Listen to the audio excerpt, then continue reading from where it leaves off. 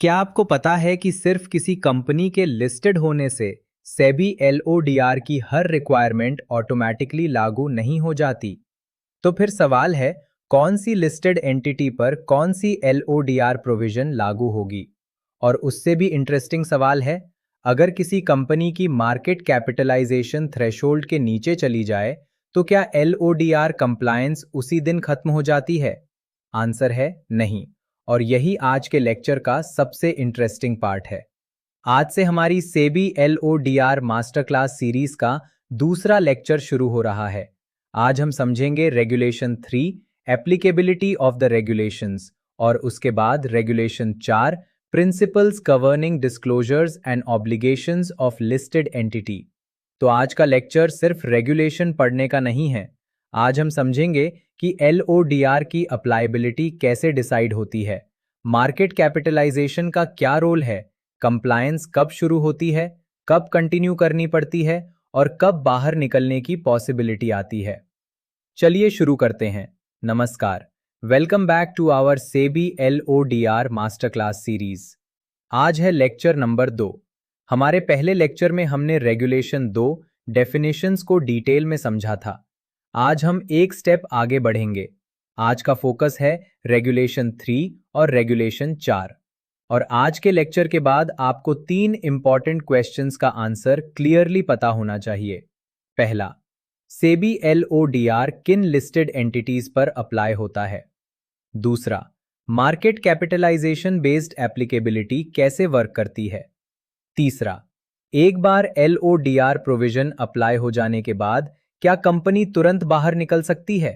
और फिर रेगुलेशन 4 में हम समझेंगे कि लिस्टेड एंटिटी को डिस्क्लोजर्स और ऑब्लिगेशंस किस बेसिक प्रिंसिपल्स के साथ फॉलो करने हैं। तो चलिए रेगुलेशन 3 से शुरुआत करते हैं।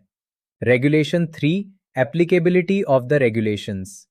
रेगुलेशन 3 का टाइटल है एप्लीकेबिलिटी ऑफ द रेगुलेशंस।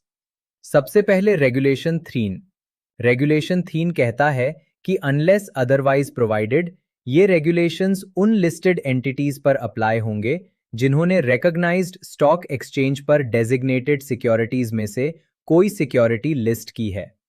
अब यहां एक इंपॉर्टेंट फ्रेज है, अनलेस अदरवाइज प्रोवाइडेड। इसका मतलब क्या है? मतलब रेगुलेशन 3 जनरल एप्लीकेबिलिटी बताता है, लेकिन आगे किसी स्पेसिफिक रेगुलेशन में अलग एप्लीकेबिलिटी दी गई हो सकती है। इसलिए सिर्फ रेगुलेशन 3 पढ़कर हर कंप्लायंस का फाइनल कंक्लूजन नहीं निकालना है। अब देखते हैं कि डेजिग्नेटेड सिक्योरिटीज में क्या क्या शामिल हैं। Regulation 3 A, specified securities. सबसे पहले हैं स्पेसिफाइड सिक्योरिटीज। अगर specified securities main board, SME exchange या इनोवेटर्स ग्रोथ प्लेटफॉर्म पर लिस्टेड हैं, तो एलओडीआर फ्रेमवर्क की एप्लीकेबिलिटी आती है, subject to the relevant provisions. अब यहां एक प्रैक्टिकल क्वेश्चन, क्या मेन बोर्ड और एसएमई एक्सचेंज पर लिस्टेड कंपनी को एग्जैक्टली सेम एलओडीआर प्रोविजंस हर सिचुएशन में उसी तरह अप्लाई होंगे? आंसर तुरंत मत दीजिए, इसे कमेंट्स में लिखिए। Main board, SME exchange, innovators growth platform, इन तीनों में से किस प्लेटफॉर्म की एप्लीकेबिलिटी के लिए आपने अलग ट्रीटमेंट देखा है? आंसर कमेंट्स में दीजिए। Regulation 3(1)(b, non convertible securities. अब आते हैं नॉन कन्वर्टेबल सिक्योरिटीज पर। अगर लिस्टेड एंटिटी ने रिकॉग्नाइज्ड स्टॉक एक्सचेंज पर नॉन कन्वर्टेबल सिक्योरिटीज लिस्ट की हैं, तो एप्लीकेबल एलओडीआर प्रोविजंस अप्लाई होंगे। यहां एक इंपॉर्टेंट कंप्लायंस लेसन है, किसी एंटिटी के पास सिर्फ इक्विटी शेयर्स होना ही जरूरी नहीं है। अगर एंटिटी ने डेट रिलेटेड सिक्योरिटीज लिस्ट की हैं, तो भी एलओडीआर फ्रेमवर्क के रेलेवेंट प्रोविजंस ट्रिगर हो सकते हैं। Regulation 3(1)(c, Indian depository receipts. अब आता है इंडियन डिपॉजिटरी रिसीट्स। अगर एंटिटी ने इंडियन डिपॉजिटरी रिसीट्स लिस्ट किए हैं, तो रेगुलेशन 3 के एप्लीकेबिलिटी फ्रेमवर्क को देखना होगा। Regulation 3(1)(d, सिक्योरिटाइज्ड debt instruments. इसके बाद आते हैं सिक्योरिटाइज्ड डेट इंस्ट्रूमेंट्स। अगर ऐसे इंस्ट्रूमेंट्स लिस्टेड हैं, तो एप्लीकेबल एलओडीआर प्रोविजंस देखनी होंगी। Regulation 3(1)(e, units is sued by mutual funds. अब एक interesting category, units issued by mutual funds.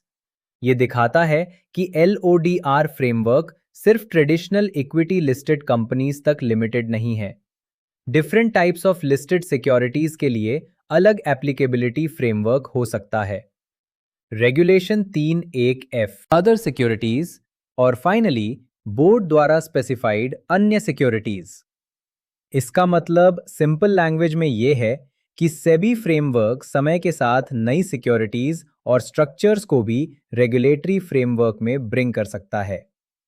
अब यहां तक रेगुलेशन 3 हमें बताता है कि कौन सी लिस्टेड एंटिटीज जनरली रेगुलेशंस के स्कोप में आती हैं। लेकिन अब आता है असली ट्विस्ट। क्या हर लिस्टेड एंटिटी पर हर प्रोविजन एक ही तरीके से लागू होगी? यहीं से आता है market capitalisation. Regulation 3 market capitalisation. अब रेगुलेशन 3 को बहुत ध्यान से समझिए। ये प्रोविजन लिस्टेड एंटिटीज की एप्लीकेबिलिटी को मार्केट कैपिटलाइजेशन से कनेक्ट करता है। हर रिकॉग्नाइज्ड स्टॉक एक्सचेंज को कैलेंडर ईयर के एंड पर यानी 31 दिसंबर के आधार पर उन लिस्टेड एंटिटीज की लिस्ट तैयार करनी होती है जो प्रिस्क्राइब्ड मार्केट कैपिटलाइजेशन क्राइटेरिया के आधार पर आइडेंटिफाई होती हैं। और यहां एवरेज मार्केट कैपिटलाइजेशन का कॉन्सेप्ट इंपॉर्टेंट है। ये कैलकुलेशन 1 जुलाई से 31 दिसंबर तक की एवरेज मार्केट कैपिटलाइजेशन के बेसिस पर होती है। अब एक सिंपल एग्जांपल, मान लीजिए कंपनी ए की मार्केट कैपिटलाइजेशन पूरे रेलेवेंट पीरियड में अलग अलग रही। हमें केवल 31 दिसंबर की एक डेज मार्केट कैप देखकर कंक्लूजन नहीं निकालना है। रेलेवेंट पीरियड की प्रिस्क्राइब्ड एवरेज मार्केट कैपिटलाइजेशन को देखना होगा। यही रीजन है कि कंप्लायंस प्रोफेशनल्स को मार्केट कैप एप्लीकेबिलिटी की कैलकुलेशन समझना बहुत जरूरी है। Comment question. अब आपके लिए एक क्वेश्चन, अगर किसी कंपनी की मार्केट कैपिटलाइजेशन 31 दिसंबर को बहुत ज्यादा है लेकिन 1 जुलाई से 31 दिसंबर के बीच average market capitalization prescribed threshold से नीचे है, तो क्या सिर्फ 31 दिसंबर की मार्केट कैप देखकर एप्लीकेबिलिटी तय करेंगे? अपना आंसर कमेंट्स में लिखिए।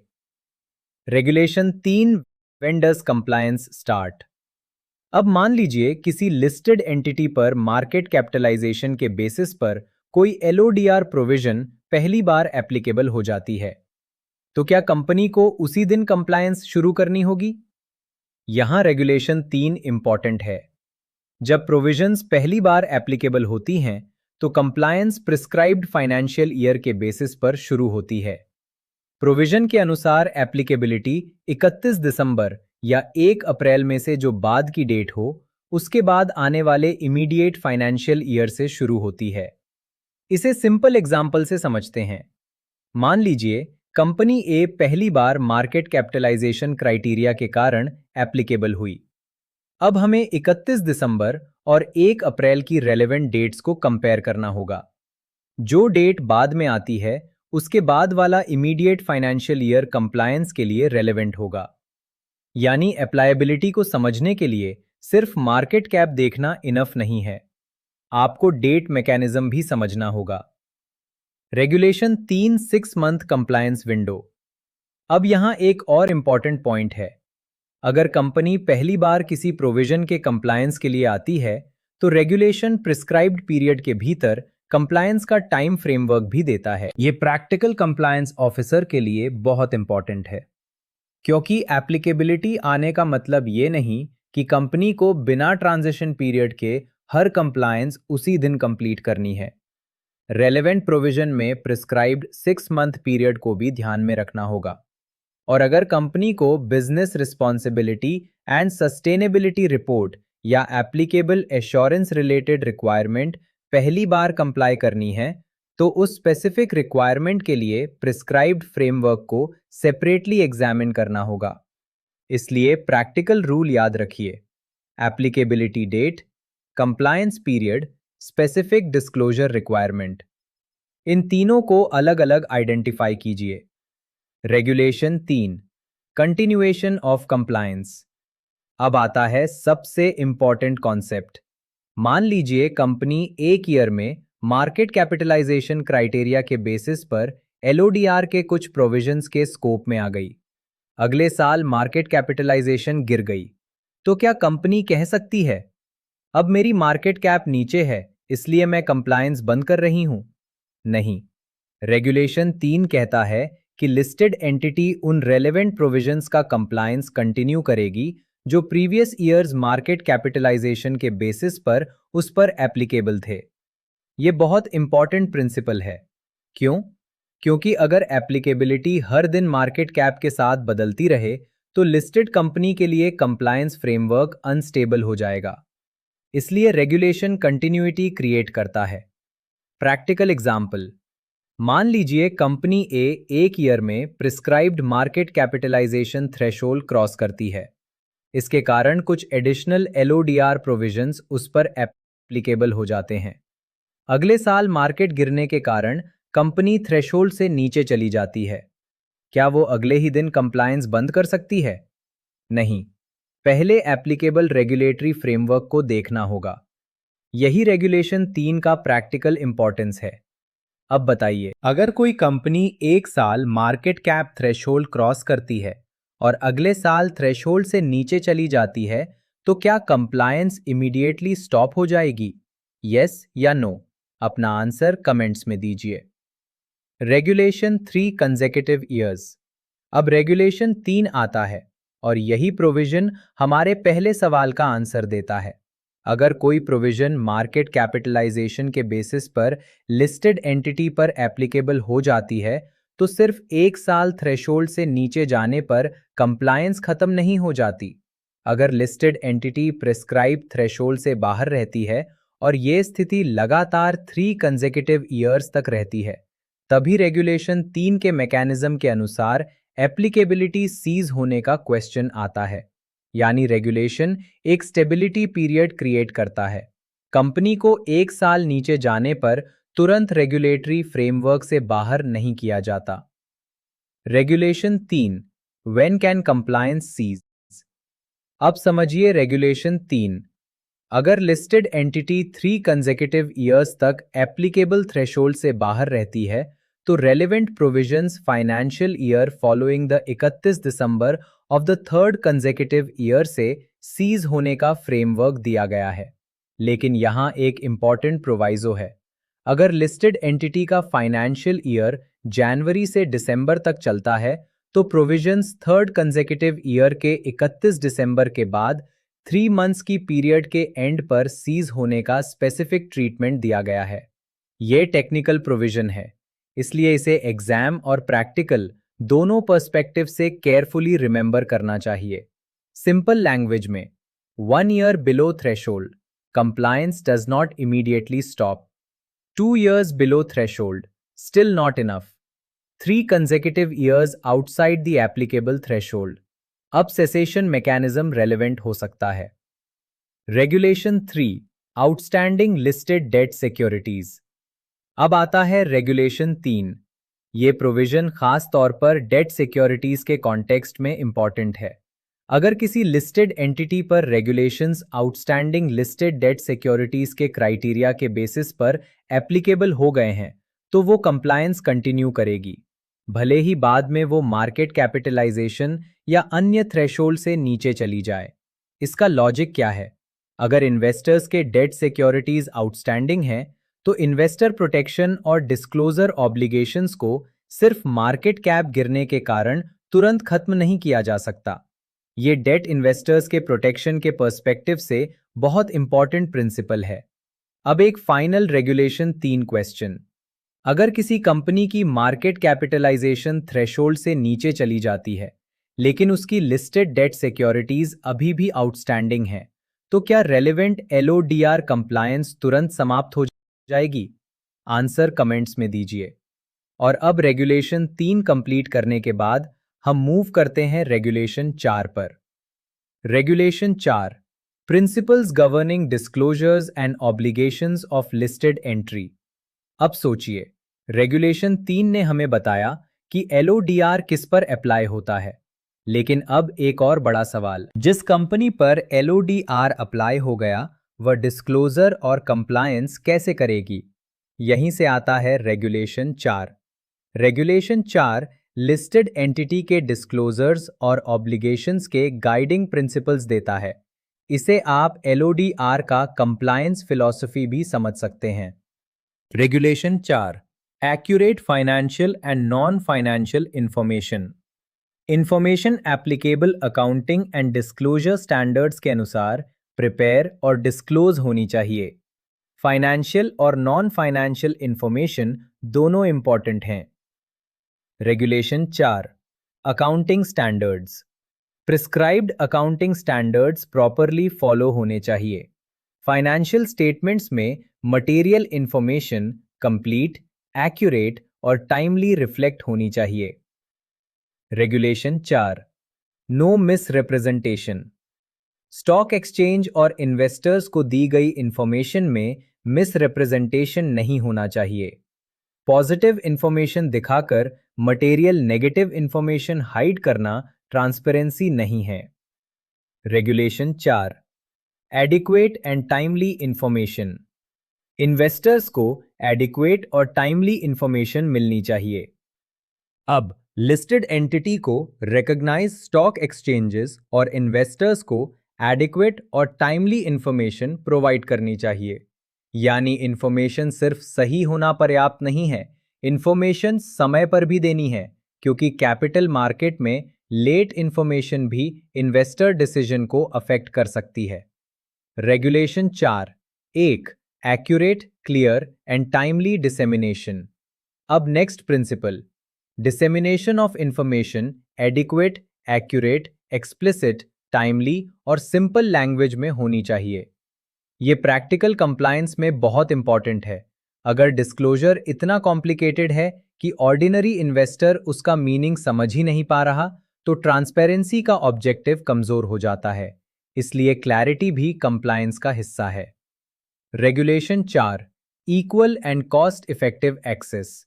अब एक बहुत important investor protection principle, company द्वारा डिसेमिनेटेड इंफॉर्मेशन सभी इन्वेस्टर्स को इक्वल, टाइमली और कॉस्ट इफेक्टिव एक्सेस के साथ अवेलेबल होनी चाहिए।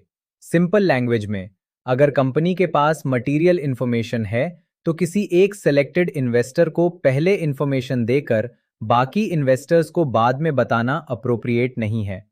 इंफॉर्मेशन डिसेमिनेशन में इक्वालिटी जरूरी है। Comment question. अब आपका क्वेश्चन, अगर लिस्टेड कंपनी किसी इंपॉर्टेंट इंफॉर्मेशन को पहले केवल कुछ सिलेक्टेड इन्वेस्टर्स के साथ शेयर करती है और बाद में पब्लिक डिस्क्लोजर करती है, तो क्या ये इक्वल एक्सेस प्रिंसिपल के साथ कंपैटिबल होगा? अपना आंसर कमेंट्स में दीजिए। Regulation 4 compliance with applicable laws. Listed entity को सिक्योरिटीज लॉज और सभी अदर एप्लीकेबल लॉज का पालन करना होगा। LODR कंप्लायंस सिर्फ LODR पढ़ना नहीं है। Companies act, SEBI regulations, securities laws, stock exchange requirements और अदर एप्लीकेबल लॉज सबको साथ पढ़ना पड़ता है। Regulation 4 stakeholders. Listed entity को सभी स्टेक होल्डर्स के साथ फेयर मैनर में व्यवहार करना चाहिए। Shareholders, investors, employees, creditors, customers और other relevant stakeholders. Corporate governance सिर्फ शेयर होल्डर्स तक लिमिटेड नहीं है। Regulation 4 periodic filings and information. Listed entity को prescribed periodic filings, reports, statements, documents और इंफॉर्मेशन समय पर फाइल करनी होती है, और जहां रेलेवेंट हो इंफॉर्मेशन पीरियोडिक बेसिस पर डिस्क्लोज करनी होती है। इसका ऑब्जेक्टिव है कि इन्वेस्टर्स के पास कंपनी की करंट पोजीशन को समझने के लिए सफिशिएंट इंफॉर्मेशन अवेलेबल रहे। Regulation 4 corporate governance. अब रेगुलेशन 4 आता है। ये कॉर्पोरेट गवर्नेंस प्रिंसिपल से कनेक्टेड है। सबसे पहले, rights of share holders. Listed entity को शेयर होल्डर्स के राइट्स प्रोटेक्ट और फैसिलिटेट करने चाहिए। इसमें पार्टिसिपेशन, डिसीजन मेकिंग और जनरल मीटिंग्स में वोटिंग राइट्स का रिस्पेक्ट शामिल है। Share holder rights. अब प्रैक्टिकल एग्जाम्पल, अगर शेयर होल्डर्स को जनरल मीटिंग में पार्टिसिपेट करने का राइट है तो लिस्टेड एंटिटी को ऐसा मैकेनिज्म मेंटेन करना चाहिए जिससे शेयर होल्डर्स इफेक्टिवली पार्टिसिपेट कर सकें। शेयर होल्डर राइट्स केवल वोटिंग तक लिमिटेड नहीं है, ये इंफॉर्मेशन एक्सेस और डिसीजन मेकिंग में पार्टिसिपेशन एन से भी कनेक्टेड हैं। Timely information. अब शेयर होल्डर को एडिक्वेट और टाइमली इंफॉर्मेशन मिलनी चाहिए, जैसे जनरल मीटिंग की नोटिस, मीटिंग का एजेंडा, रेलेवेंट डॉक्यूमेंट्स और डिसीजन लेने के लिए नेसेसरी इंफॉर्मेशन। अगर शेयर होल्डर को इंफॉर्मेशन ही समय पर नहीं मिलेगी तो इफेक्टिव पार्टिसिपेशन कैसे होगा? यही रेगुलेशन 4 का गवर्नेंस फिलॉसफी है। Equitable treatment of share holders. सभी शेयर होल्डर्स के साथ इक्विटेबल ट्रीटमेंट होना चाहिए। माइनॉरिटी शेयर होल्डर्स भी इसका इंपॉर्टेंट हिस्सा हैं। सेम क्लास के शेयर्स में रिलेशनशिप या इन्फ्लुएंस के आधार पर अनफेयर एडवांटेज नहीं दिया जाना चाहिए। Stakeholders in corporate governance. Listed entity को स्टेक होल्डर्स के राइट्स रिकॉग्नाइज करने चाहिए। उनके कंसर्न्स के लिए एप्रोप्रिएट कम्युनिकेशन मैकेनिज्म होना चाहिए। यानी corporate governance two way communication है। Disclosure and transparency. Information timely, accurate, complete और रिलायबल होनी चाहिए। फाइनेंशियल और नॉन फाइनेंशियल इंफॉर्मेशन दोनों इंपॉर्टेंट हैं। सभी इन्वेस्टर्स को इक्वल, टाइमली और कॉस्ट इफेक्टिव एक्सेस मिलना चाहिए। Board meeting minutes. Board meeting के मिनट्स प्रॉपरली मेंटेन और रिकॉर्ड किए जाने चाहिए। और डिसेंटिंग ओपिनियंस जहां एप्लीकेबल हों प्रॉपरली रिकॉर्ड होने चाहिए। इससे गवर्नेंस में अकाउंटेबिलिटी बढ़ती है। अब regulation 4(2)(f) board of directors की रिस्पॉन्सिबिलिटीज। बोर्ड सिर्फ मीटिंग्स के लिए नहीं है। बोर्ड को इंश्योर करना है कि लिस्टेड एंटिटी का बिजनेस रिस्पॉन्सिबली, ट्रांसपेरेंटली और इफेक्टिवली ऑपरेट हो। बोर्ड को डिस्क्लोजर्स की accuracy, company strategy, business plans, major risks और परफॉर्मेंस पर ओवरसाइट रखना चाहिए। रिस्क मैनेजमेंट सिर्फ कंप्लायंस टीम की रिस्पॉन्सिबिलिटी नहीं है। बोर्ड को गवर्नेंस प्रैक्टिसेस, मैनेजमेंट परफॉर्मेंस और करेक्टिव एक्शंस पर भी नजर रखनी चाहिए। सक्सेशन प्लानिंग भी इंपॉर्टेंट है और की मैनेजेरियल पर्सनल की अपॉइंटमेंट और रेम्यूनरेशन फ्रेमवर्क पर भी बोर्ड का एप्रोप्रिएट ओवरसाइट होना चाहिए। Long term interest of the listed entity को ध्यान में रखना चाहिए। बोर्ड मेंबर्स को इंडिपेंडेंट जजमेंट के साथ डिसीजंस लेने चाहिए। किसी एक्सटर्नल प्रेशर की स्थिति में भी डिसीजन कंपनी के लॉन्ग टर्म इंटरेस्ट और फिड्यूशियरी रिस्पॉन्सिबिलिटीज के बेसिस पर होना चाहिए। बोर्ड को एम्प्लॉइज, कस्टमर्स, इन्वेस्टर्स, क्रेडिटर्स और अदर स्टेक होल्डर्स के इंटरेस्ट को भी कंसिडर करना चाहिए। बोर्ड को इंश्योर करना चाहिए कि मटेरियल इंफॉर्मेशन और एप्लीकेबल डिस्क्लोजर्स टाइमली और प्रॉपरली मेड हों। साथ ही कंप्लायंस के लिए एप्रोप्रिएट सिस्टम्स मेंटेन होने चाहिए। इसमें internal controls, risk management, financial reporting, compliance systems और मॉनिटरिंग मैकेनिज्म्स शामिल हो सकते हैं। Financial reporting systems, compliance systems और मॉनिटरिंग मैकेनिज्म्स भी इसमें शामिल हो सकते हैं। बोर्ड को फाइनेंशियल रिपोर्टिंग और इंटरनल कंट्रोल्स पर प्रॉपर ओवरसाइट रखना चाहिए। अगर इंटरनल कंट्रोल में सीरियस वीकनेस है तो बोर्ड उसे इग्नोर नहीं कर सकता। डायरेक्टर्स को जरूरी ट्रेनिंग और नॉलेज भी मिलना चाहिए। साथ ही सक्सेशन प्लानिंग भी इंपॉर्टेंट है ताकि गवर्नेंस की लॉन्ग टर्म कंटिन्यूटी बनी रहे। बोर्ड को स्टेक होल्डर्स के साथ एप्रोप्रिएट कम्युनिकेशन भी इंश्योर करना चाहिए। उनकी कंसर्न्स सुनना, रेलेवेंट इंफॉर्मेशन देना और गवर्नेंस इश्यूज को एप्रोप्रिएटली एड्रेस करना बोर्ड ओवरसाइट का हिस्सा है। अब आते हैं रेगुलेशन 4(3) पर। अगर प्रिंसिपल्स और रेलेवेंट रेगुलेशंस के बीच एम्बिग्विटी या इनकॉग्रुइटी हो तो इस चैप्टर में दिए गए प्रिंसिपल्स को ध्यान में रखा जाएगा। यही रेगुलेशन 4(3) का कोर मैसेज है। इसका मतलब सिंपल लैंग्वेज में, अगर वर्डिंग को लेकर कंफ्यूजन है तो चैप्टर के अंडरलाइंग गवर्नेंस प्रिंसिपल्स को नजरअंदाज नहीं किया जा सकता। Transparency, fairness, investor protection, timely disclosure, accountability. ये प्रिंसिपल्स पूरे फ्रेमवर्क की फाउंडेशन है। तो आज के लेक्चर नंबर 2 में हमने क्या सीखा? सबसे पहले regulation 3, applicability of the regulations. हमने समझा कि एलओडीआर किन लिस्टेड एंटिटीज पर जनरली अप्लाई होता है। हमने डेजिग्नेटेड सिक्योरिटीज की डिफरेंट कैटेगरीज देखी। Specified securities, non convertible securities, Indian depository receipts, securitized debt instruments, security receipts, mutual fund units और other securities specified by the board. फिर हमने मार्केट कैपिटलाइजेशन बेस्ड एप्लीकेबिलिटी समझी। Average market capitalization का concept, first time applicability, compliance timeline, continuation of compliance, 3 consecutive years और cessation mechanism. फिर regulation 3 में outstanding listed debt securities के कारण continuing compliance समझा। इसके बाद regulation 4, information accurate, adequate, timely और क्लियर होनी चाहिए।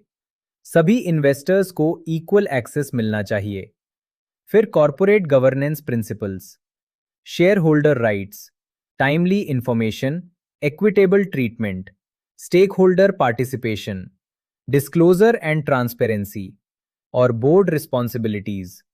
अंत में रेगुलेशन 4, अगर एम्बिग्विटी या इनकॉन्ग्रुइटी हो तो चैप्टर के प्रिंसिपल्स को ध्यान में रखना होगा।